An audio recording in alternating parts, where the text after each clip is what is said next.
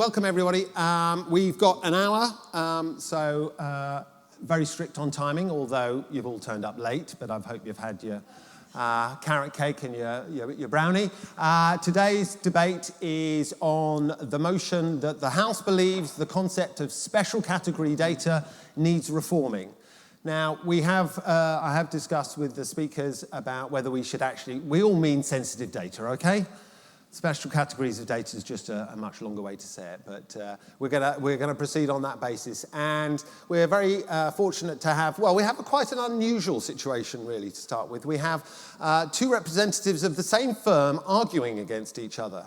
And so you can take what you will from that. But for the motion, we have Faye Harrison, who's of Counsel to Bristows, who will be supported by Timon Mertens, who's Corporate Data Protection Audit and Consulting at Bertelsmann in Germany. Thank you. For the opposition, the opposers, we have Jamie Drucker, who's a partner at Bristows. So they're going to end up friends or not friends, depending. And we have Oskari, Paasikivi, Senior Associate, Dittmar, and Indrenius and Finland, and I did apologise to him in advance that I was going to butcher his name because you just have too many vowels, really, honestly. Anyway, we've got quite a strict timing, so I will ask Faye to begin. There will be the proposer, followed by the opposer, followed by the seconder to the proposer and the seconder to the opposer, and then I will open up to the floor. So when I opened up to the floor, it's not for you to ask questions of the four speakers, it's for you to put forward your point of view, to try and sway the House, because obviously at the end of the day we are going to have a vote whether we support the motion that the concept of special category data needs reforming, or whether we are again that process. So with that, Faye, the timer is, please start. Thank you, Chairman, and hello everyone in the chamber.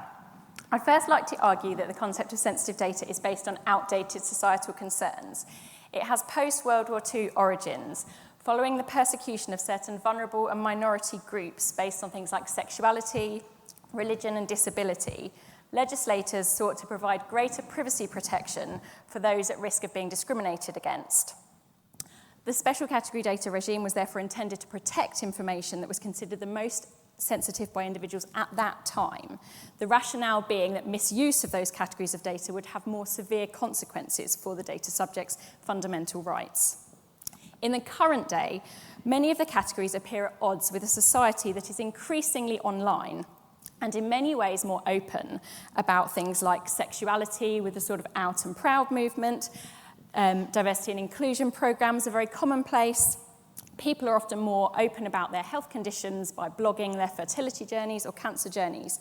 And there's lots of everyday apps that collect large volumes of sensitive data, things like fitness apps, and lots of their users would not consider these to be very sensitive. At the same time, lots of non-sensitive categories may now be sensitive in practice, particularly in a time when lots of people manage many of their personal affairs online. The impact on individuals can be very severe when, for example, credit card data, bank details, or passwords are shared, and yet this is not considered sensitive data.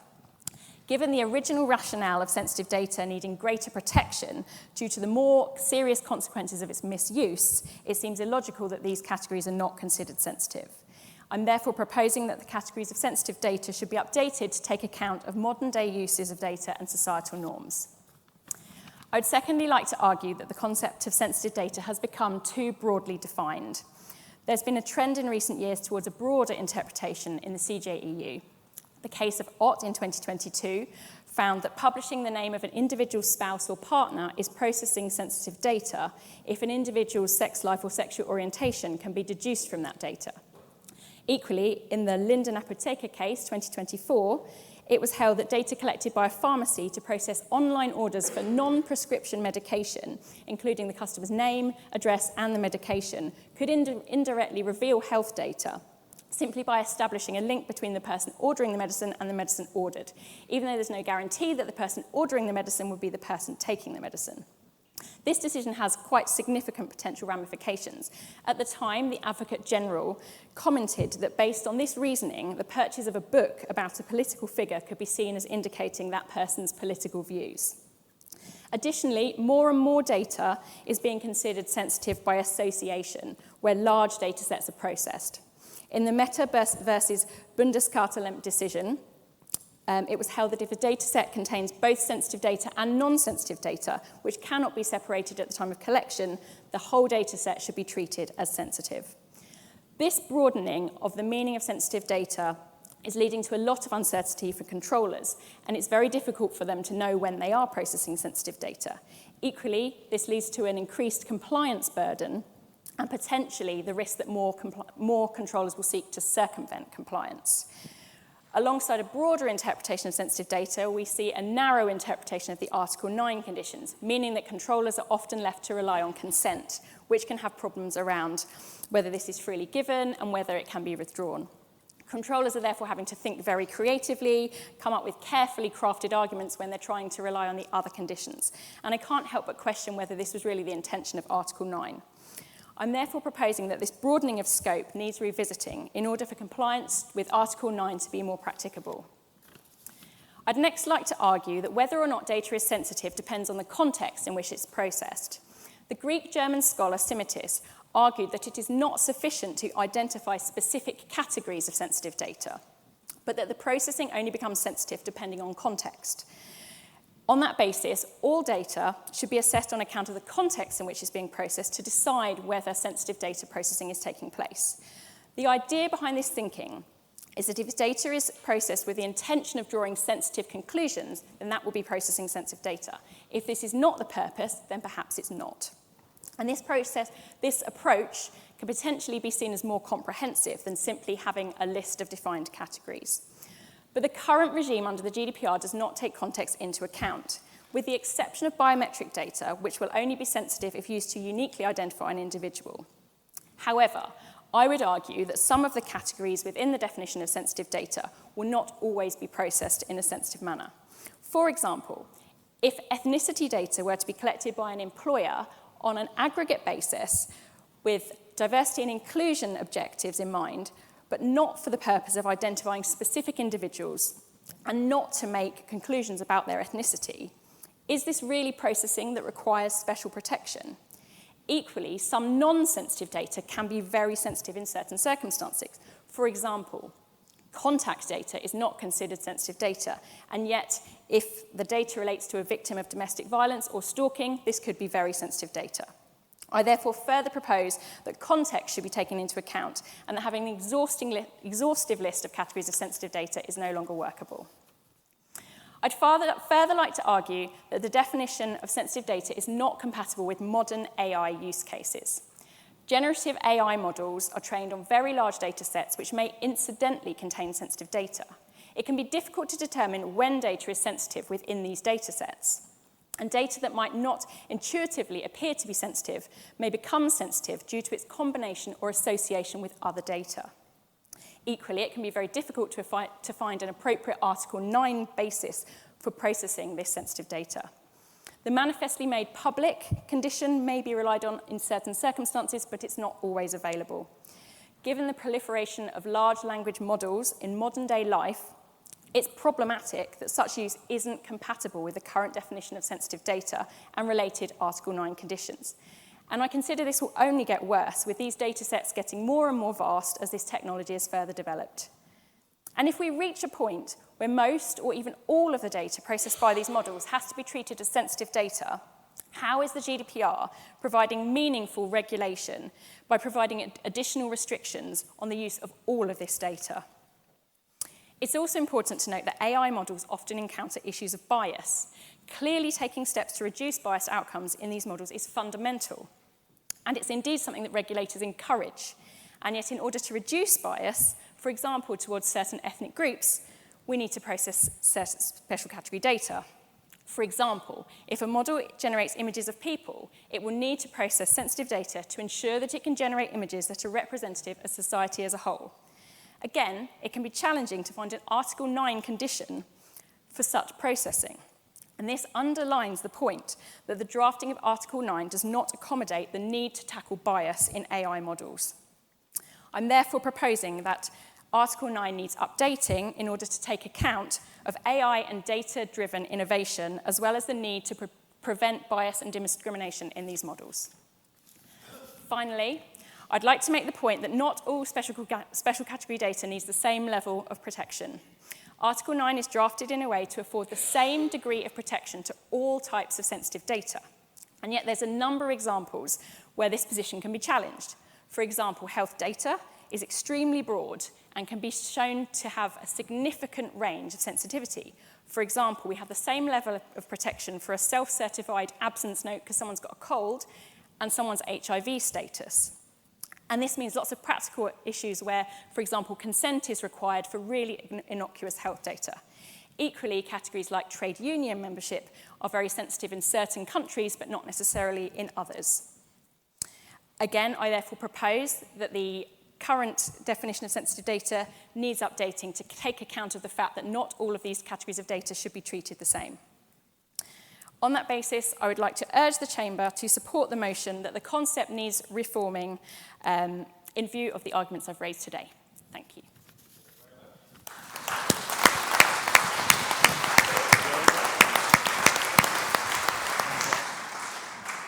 Thank you. I would like to point out I don't have a cough.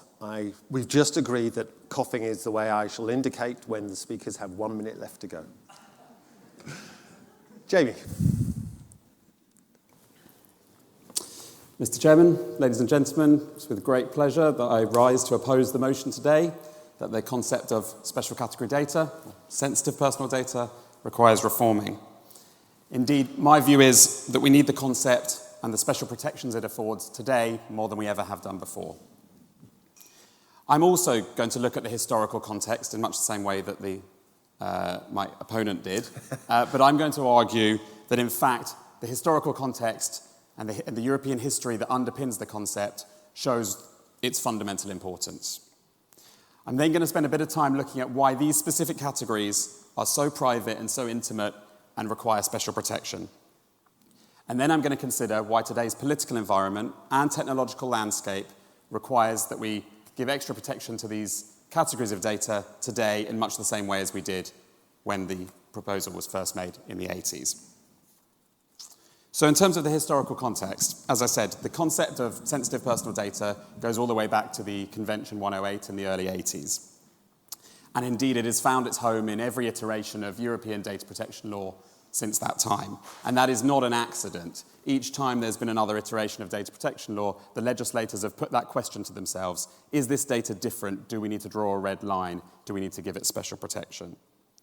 At the time of the convention in the early 80s, the Council of Europe said that the processing of certain categories was so susceptible to the encroaching on the fundamental human rights of individuals that it warranted special protection. That viewpoint, as I say, is rooted in European history. It's rooted in the totalitarianism and the discrimination of the early 20th century, culminating in the Holocaust. It's rooted in the mass surveillance and invasive state control behind the Iron Curtain in the second half of the century. And because of that European history and that experience, the principle of sensitive data is not some theoretical or academic exercise. It's born out of real risks and realized harms.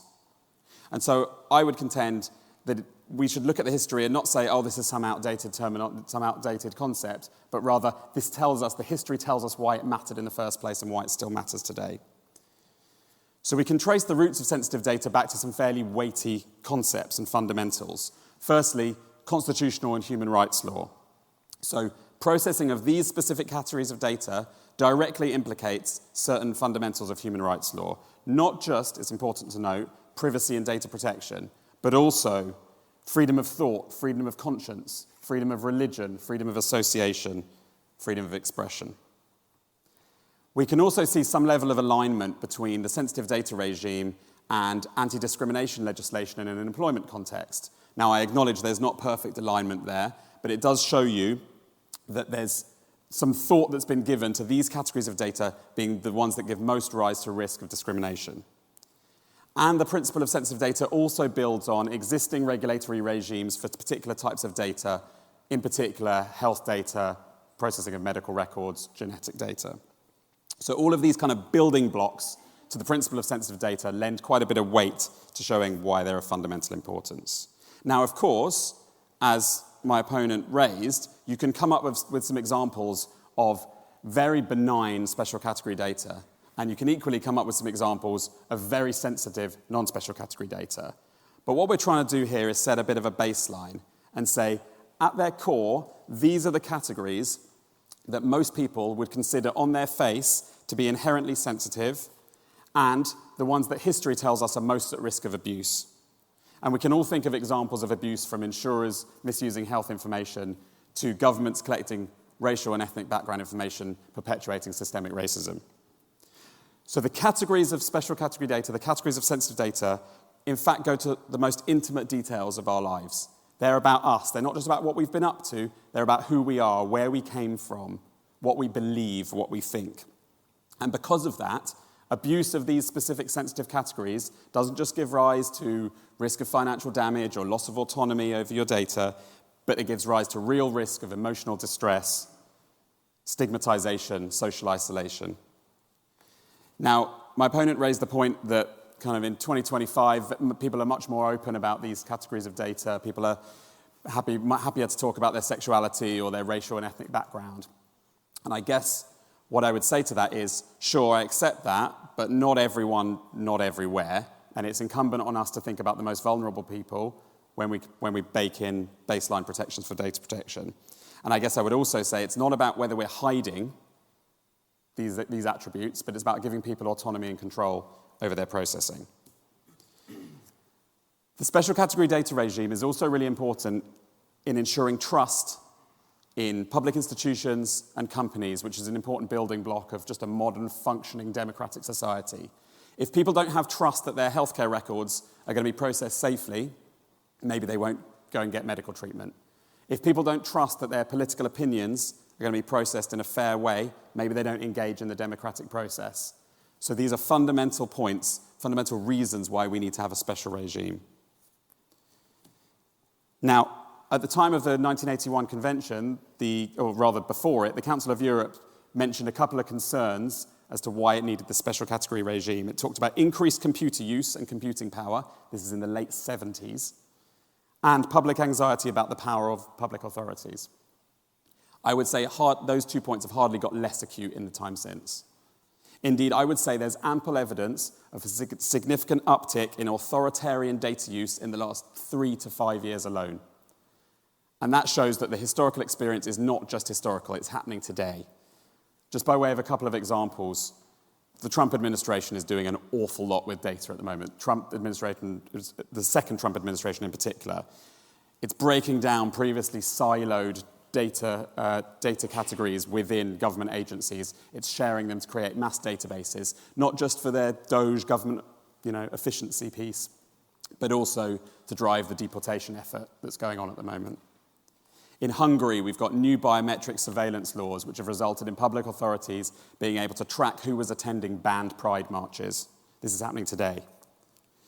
We've had a Human Rights Watch report looking at certain African and Middle Eastern countries that are tracking individuals using LGBT dating apps, tracking them and entrapping them in countries where those activities are illegal. And if we expand out our definition of sensitive data to encompass kind of location data under the e-privacy regime, there's plenty of examples of concerns being raised about location tracking as people access fertility treatment in America. And so, given that a number of these political examples engage these specific categories of special category data, I would say it's hardly the time to be rolling back protection. The final piece of the landscape is obviously the tech environment, and Faye spent a bit of time talking about this. And we don't need to go over this again because we spend all our lives talking about the proliferation of AI tools. But it's clear that AI is gathering up data at an unprecedented scale.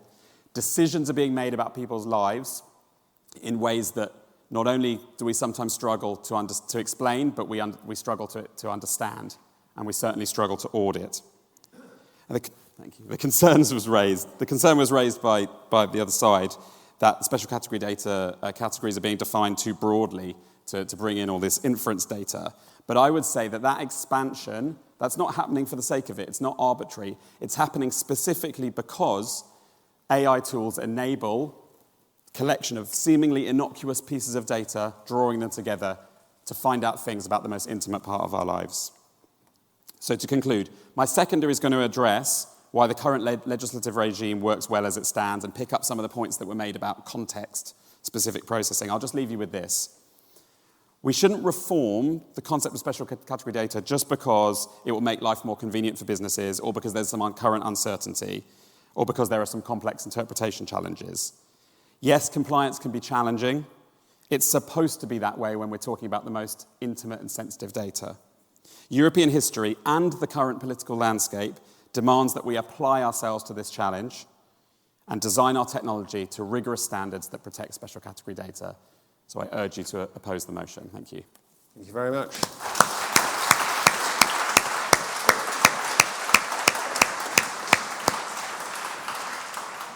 So can I invite Timon to speak on behalf of the motion? Thank you very much. Microphone working? Timer has started. Not yet. Just about started. Thank you, Mr. Chairman, for having me, providing a corporate perspective here. In my daily work as a data protection officer, wherever Article 9 or Article 10 for that matter appears, it creates problems where none should be. Let it be an online forum where a hobby musician shares a story about her sister being sick as a child, now having a stiff little finger and developed a very signature way of playing the guitar. Or let it be a reservation in a hotel for 2 persons and a king-size bed. Might contain personal data about their sexual orientation. Or let it be an insurance company covering only 50% of a COVID infection, which makes us, as a company, the necessity, or creates for us the necessity to know what personal data and what disease our employees have. Data protection and privacy is a fundamental right, and it's right to be. But please have a look on those fundamentals. Article 8 of the European Charter of Fundamental Rights grants or requires that there is a legal basis, and it grants rights to data subjects. There's no mentioning of the Article 9 mechanism. Article 8 of the European Convention of Human Rights, which we heard about yesterday that the UK is considering exiting it, is even less strict. Don't get me wrong, I'm not postulating the weakening of protection, not at all. But I'm here to plea and to argue that there are no constitutional restraints for a national lawmaker such as the UK to use common sense when reforming norms like Article 9 UK GDPR. When we look at GDPR structurally, we have 3 permissibility norms, which is Article 6.1, according to the ECJ, is the exhaustive list of legal bases. We have Article 9, and we have Article 49, which concerns third country transfers. The common ground of Article 6.1 and 49 is that they are data agnostic. They apply to all kinds of data processing, and by that they follow the Roman law principle of jus necessitatis. Quod est necessarium est legitimum. So what is necessary is legitimate. As it is, Article 9 is different. It applies only to some kind of data, as they are enumerated there, and this is sometimes defended as an expression of the risk-based approach of the GDPR, but I say it really isn't. It's a hoax.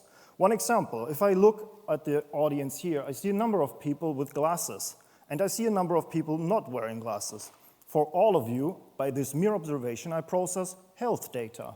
For those of you who are wearing glasses, except where it's obviously a fashion choice, I process the information has poor eyesight.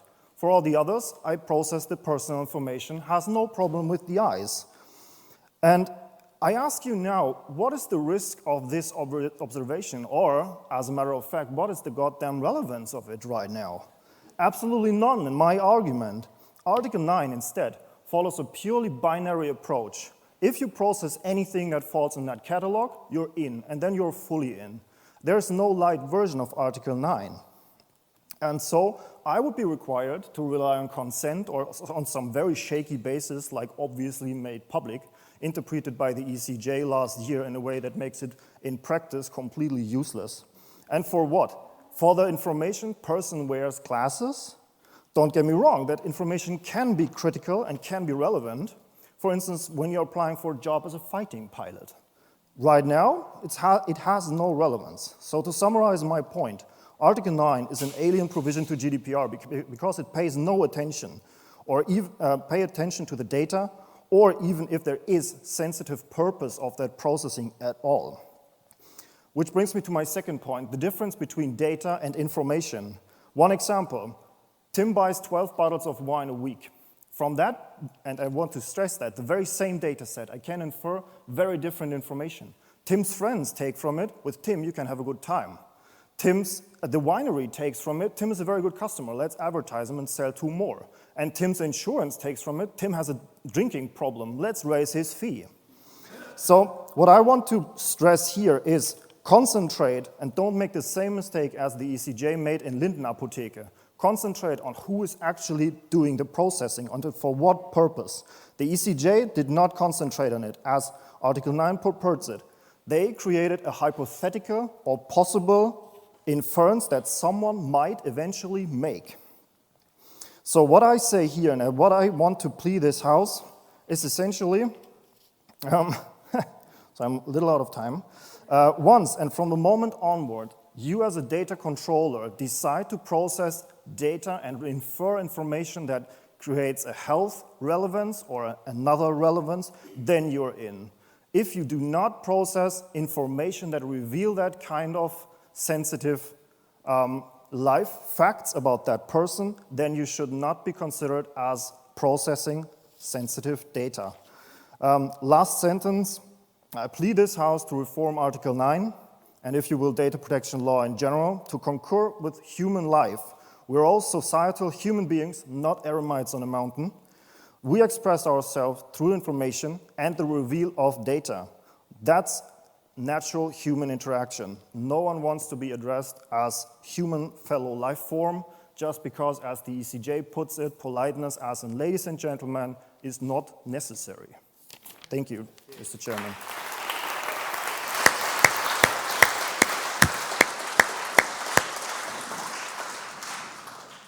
And Oskari, for against the motion. Okay? Yes.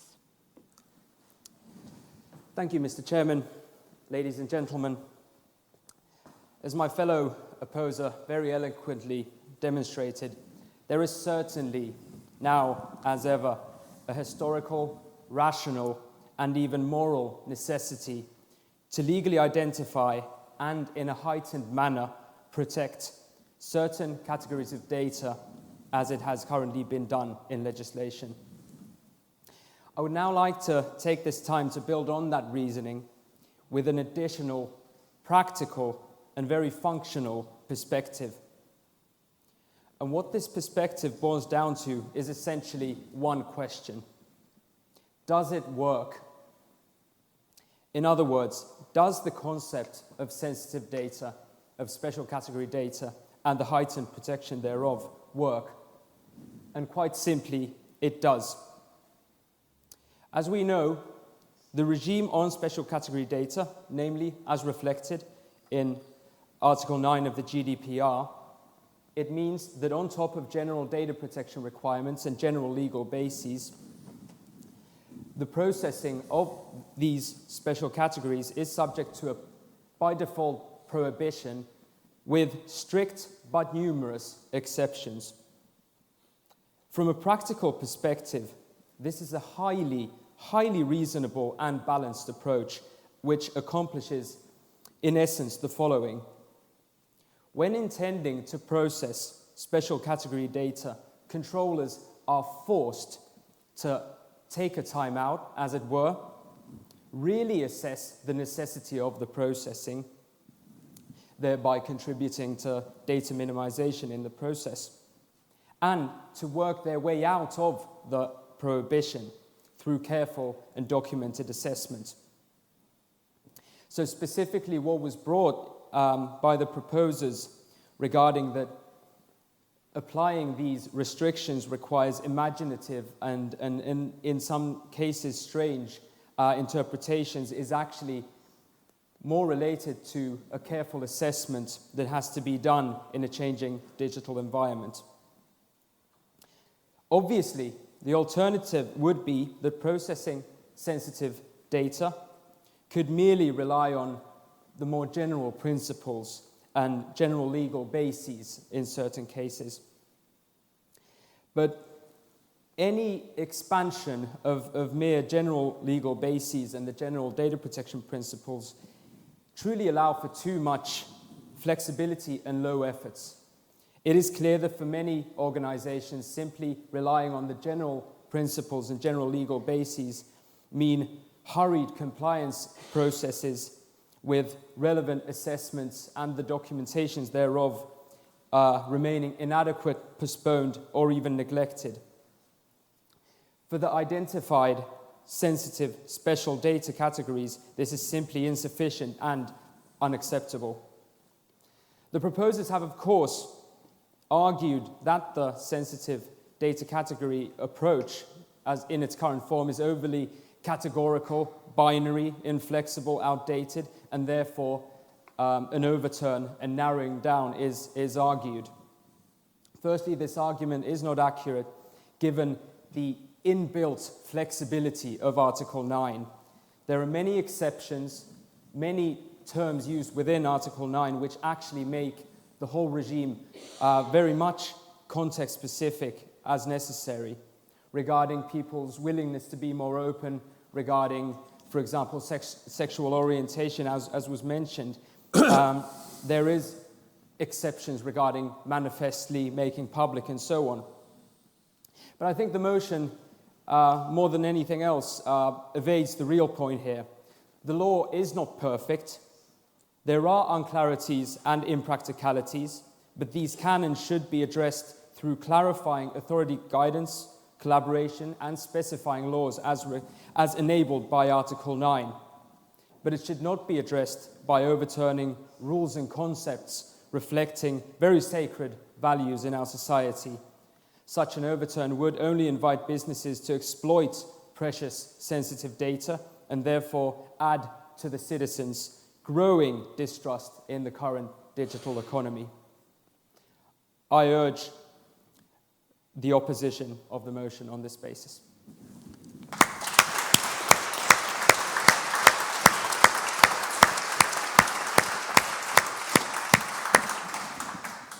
Thank you very much. I'd now like to open the floor for interventions. Any comments? There are microphones, so if I could just see a hand if you'd like to say something, and wait for the microphone to come to you. So, gentleman over there.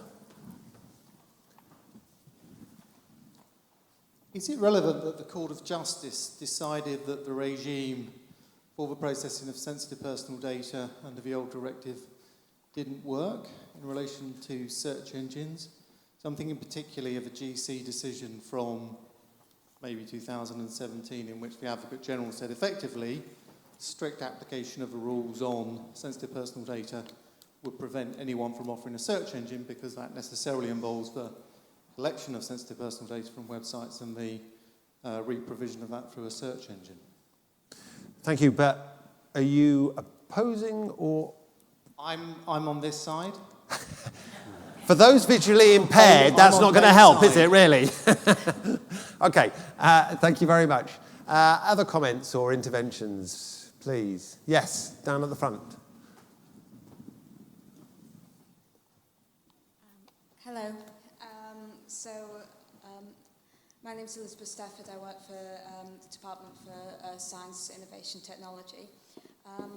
As a neutral government observer, I'm going to say that both sides make very good points. And I agree with that side that an exhaustive list definitely isn't ideal, but that removing types of data or lessening the sensitivity isn't also the way to go because of the sort of good historical reasons for having broad categories.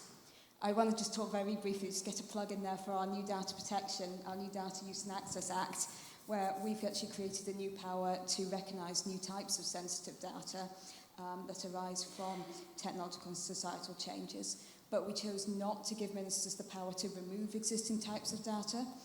We agree that one type can be less sensitive in one situation than in others, But the approach we take there is not to overhaul or change the regime. It's more about tailoring the existing permissions for that type of data to various different situations. So hope that helps. Thank you for that statement. Any other comments or interventions? Yes, gentleman behind, or microphone's coming from the other direction. Thank you. Dan Allen from Morrison & Forster. There was a point touched on at the end around the flexibility already contained within Article 9 of the GDPR for specific conditions. And many of the conditions, or some of the conditions within Article 9, provide for the ability for member states to legislate for additional provisions, for example, for employment laws or substantial public interest, for more uses of special category data. However, the UK, under Schedule 1 of the Data Protection Act 2018, to be amended shortly, has many of those additional exceptions for use of special category data. But many EU member states haven't legislated to the same degree as the UK on that issue. And I think, to the point around, we should kind of take more advantage of the flexibilities already provided for in the GDPR, rather than kind of amend the playbook so much which could create further risks. So I think it would be a call to try and use the existing regime in the way it was intended to, by providing for and legislating more positive uses of special category data, for example, for diversity reporting without obtaining consent for that data. So you are, just clarify, you're in favour or against? Against, thank you. Other interventions, please. Yes, thank you. Simon Hania, DPO at Uber. Building on that point, it's not only the member states, also the European Union could enact that and then preserve some form of consistency. So that's one. But I'd like to make one statement. My proposal would be to change the list-based approach for a risk-based approach. Thank you very much. Anyone else? Yes? Sorry, yes, down at the front.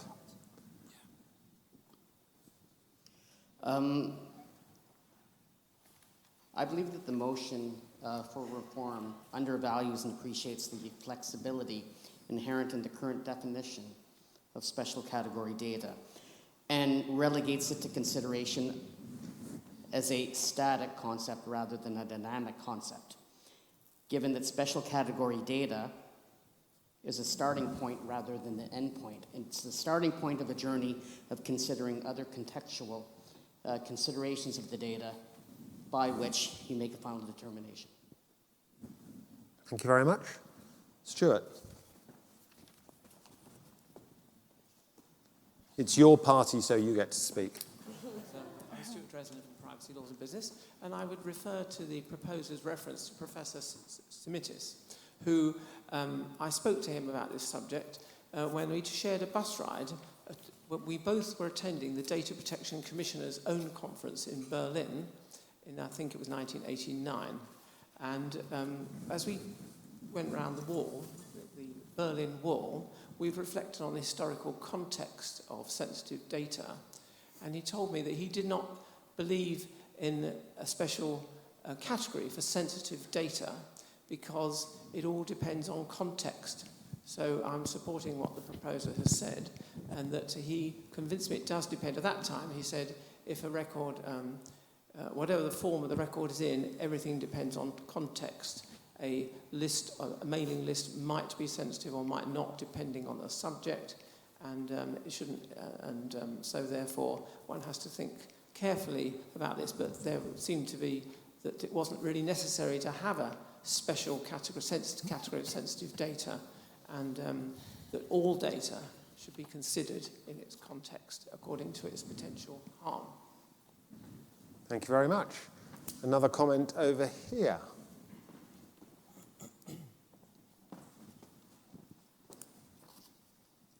Good afternoon. I'd like to come out against the last statement that was just made and in opposition to the proposition to change the definition of special category personal data, largely because there's entirely context built into current processes today, whether that be through a legal basis assessment, whether that be through a legitimate interest assessment. Context is already taken into consideration as part of the current law. Changing it today to accommodate some sort of current trends on what personal data is or isn't, doesn't allow for a robust system that requires on historical context in order to be useful moving forward in the future. So therefore, I believe that this that this proposition should be opposed. Yeah, just to kind of agree with the previous point, although the idea of contextualizing data rather than using special category data is initially appealing, to me at least that seems like it would add even more confusion for data controllers if they have to assess the context in which they're analysing data every single time. Would that not create a larger burden potentially for regulatory compliance and exceedingly confusing case law, I imagine? Thank you. Any other comments or interventions? Yes, please, at the back. Yeah, I just wanted to add any focus on intended use and purpose. This kind of context-based approach ignores the risk that a data breach or abuse of the data can lead to very unintended purposes. So having a more inflexible approach that if you're processing special category data, even if your intended use is perfectly acceptable, just by doing that, you're opening up the risk that other people might access it and use it for very different purposes. So that consideration should still be taken into account. Thank you. Any other comments? A comment at the back here.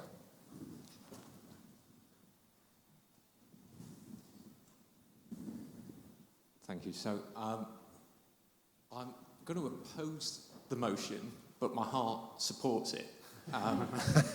You don't get two votes. Yeah. It supports it because I think built into the data protection laws, we just focus on the GDPR, is ideas of necessity, proportionality, lawful basis, fairness. And those alone, I think, can lead to ensuring that we don't over-collect sensitive types of data without having to categorise them. However, from an operational point of view, businesses struggle with even what the concept of personal data is. And often they will ask for a list of what is personal data. So if we don't provide the mechanisms for businesses to be able to identify what needs the highest level of protection, I think we will ultimately fail as data controllers. So I oppose the motion. Thank you very much. Any other interventions from the floor? Yes. Is that on? Oh, just a quick one from me. I'm going to oppose the motion just because I feel like we're looking at the wrong problem. I don't know if the problem is necessarily sensitive data in Article 9. It seems to me like the root of the problem is CJEU interpretations and other enforcement that has led to absurd results. So I wonder if there's another way to reform GDPR to focus on that instead. So the House believes that the Court of Justice should be reformed. I think we can all support that one. Any other interventions from the floor, please? If not, then I invite Faye to return to the podium to conclude in no more than 5 minutes her case for the motion. Faye. Okay, thank you. In conclusion, I urge the audience to agree with the motion that the concept of sensitive data needs reforming on the following grounds. The concept is outdated, having been based on historical societal concerns arising in a pre-internet age when individuals were less open about their private lives. I recognise that the concept had value at the time, but society and the way that we live our lives have moved on. I'm not saying that we need to eliminate all of the existing categories that are covered in the legislation, but I am saying that it needs revisiting and modernising. The concept also needs to take account of the fact that many aspects of our lives are now managed online, meaning that data like user credentials, passwords, etc. has also become highly sensitive. I recognise, as my opponent stated, that the current categories are aligned with categories under discrimination laws. But this also suggests that sensitive data and the rules around sensitive data are intended to only protect minority and vulnerable groups. In practice, this isn't the case. The fact that someone is heterosexual is equally sensitive under the GDPR as the fact that someone is homosexual, and so it's not just looking to protect vulnerable groups. I also argue that the concept is too broadly defined. As I've mentioned, sensitive data can be deduced or inferred from fairly innocuous, non-sensitive data or a combination with other data. And so it's hard to know what is and isn't sensitive data. This can make compliance with the law very challenging and opens up the risk of circumvention. As we've talked about a lot, context is key. Whether or not processing of personal data is sensitive should be assessed on account of the context in which it's processed. This approach has the ability to more closely reflect the concerns of individuals in modern times. As we've talked about, the purpose might be key, as my second proposer stated. Where someone is buying lots of bottles of wine, one person might use this for the purpose of assessing the likelihood of them buying more wine from their website. Another might use it to infer that they're an alcoholic. So the purpose is very important in deciding whether this is sensitive data processing. My opposer also gave some examples of vulnerable groups still being persecuted around the world based on sensitive categories of data.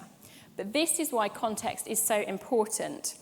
Of course, if this sensitive data is being used to discriminate against people, then this should be protected as sensitive data. But what about a situation where the same data is used for a non-sensitive purpose? For example, a modern-day example, someone discloses their sexuality in order to participate in an LGBTQ TV show. Is this really sensitive processing if they're putting this out there to the nation on TV? And as we heard from the audience, it therefore makes sense to have a risk-based approach rather than a list-based approach. It's all about the potential for harm to come from that processing. And all data, as Stuart stated, should be considered in the context of the potential harm of that processing. Okay. I also stated that the definition is not compatible with modern AI use cases. As I stated, large language models are trained on vast data sets, and it's very difficult to determine what is or isn't sensitive data within these models. Will this eventually lead us to a place where all data processed by these models has to be considered sensitive? This seems very unsatisfactory and unworkable in practice.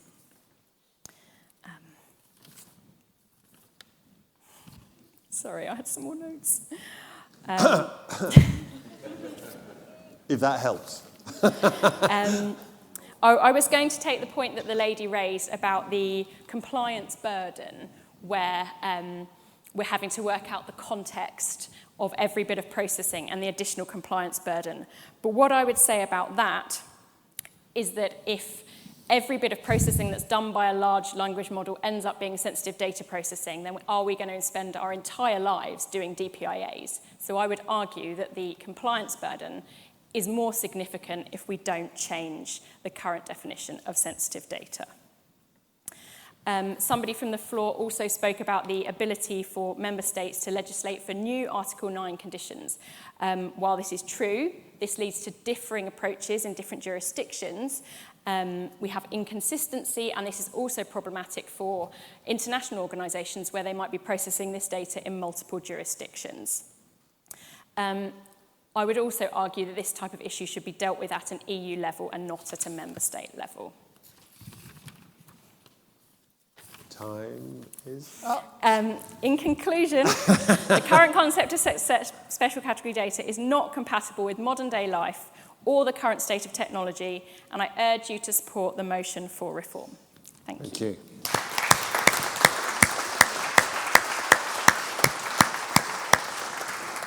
Jamie. Okay, I'll try and keep this fairly pithy. I just wanted to draw on a couple of the comments that have been made and pull those together. I think what we heard most from possibly the people that supported the motion was this idea that context is king and that we need to consider the risk levels and the intended purpose of processing. And I think there's just a couple of things to say there. That's all well and good, but it does two things. It puts too much power in the hands of the controller to make that assessment at the outset. So it's quite permissive in the sense that the controller can just determine where the risk levels are without them being challenged in the way that the special category data regime currently works. But also, it's not always possible to discern at the outset how this data will be used. And I really like the point that was made, forgive me over there, I think it was you, about the risk of data breaches. You know, you might have good intentions about processing this data and it's perfectly benign because of how I'm going to use it, but in someone else's hands, well, actually, these are the most sensitive categories, and this is going to give rise to risk to individuals. The Article 9 regime forces controllers to pause, as my seconder said, assess the minimization principle. Do we need this? Do we really need it? To really challenge yourself.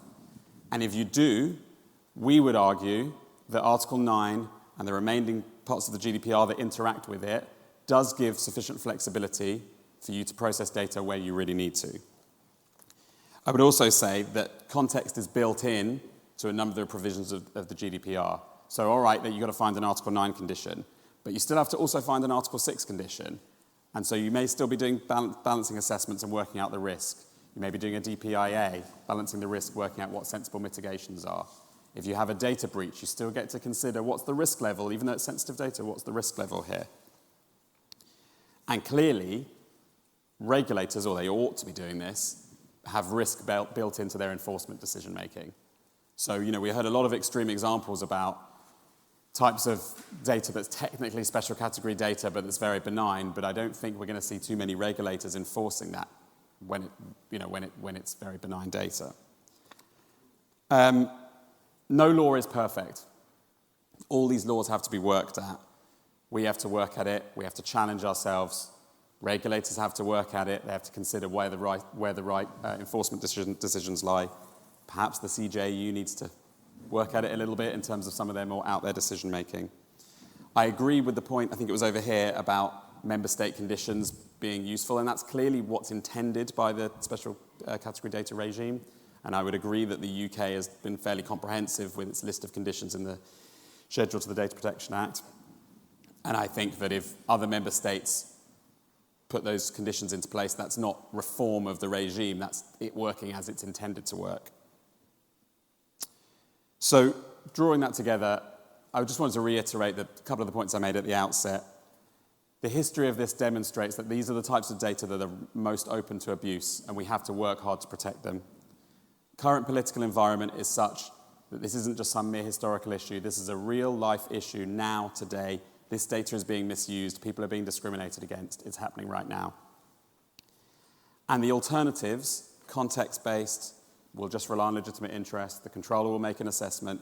It's just too permissive. It's too much of a risk, given the nature of this data, and we have to draw a line, and we have to ring-fence this data and think about it carefully. So I urge you to oppose the motion. Thanks very much. Can you help with counting?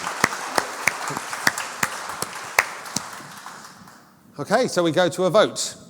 And I'm going to ask you if you could help me on this county business. Okay.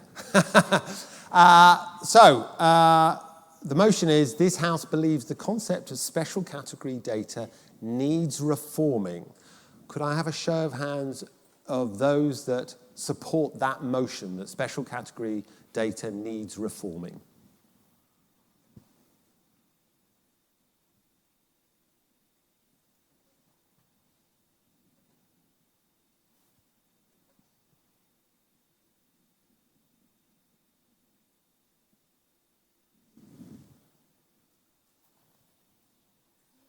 Yeah.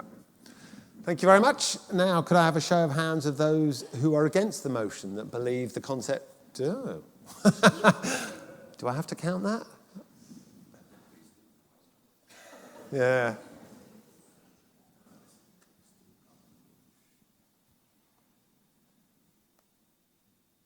I think I'm confident in saying that the noes have it.